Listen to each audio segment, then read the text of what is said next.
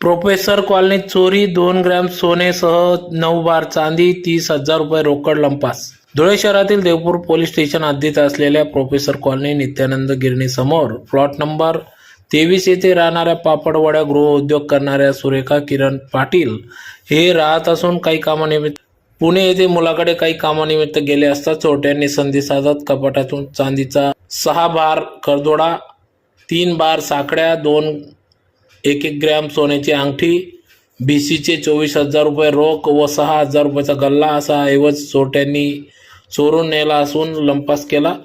या संदर्भात सदर चोरटे हे CCTVत कैद झाले असून याबाबत सदर घटनेची माहिती मिळताच पोलीस निरीक्षक देवपूर पोलीस ठाण्याचे पोलीस निरीक्षक वाघ यांच्यासह पोलीस पथक घटनास्थळी दाखल झाले होते. तर यावेळी या ठिकाणी श्वान पथकासह ठसे तज्ञांना पाचारण करण्यात आले होते. गुन्हा दाखल होण्याचे काम उशिरापर्यंत सुरू होते. सुरेखा किरण पाटील बोलते प्रोफेसर कॉलनीमधून. मी पुण्याला गेलेली होती पोरांकडे. तिथे मी शनिवारी गेलेली होती. मला तिकडे ना मंगळवारी माहिती पडलं की रात्री त्यांनी चोरी केली. घरातमधून सगळं चांदीचे आपला काय म्हणतात करदोडा, चल्ला, 1 ग्रॅमच्या 2 अंगठ्या त्यांनी नेलं. काही 24,000 होते, काही गल्ला होता, त्यांनी तो नेलावा. मी कष्ट करून केलेलं होतं की मला ते भेटायला पाहिजे बाबा, माझी अशी इच्छा आहे.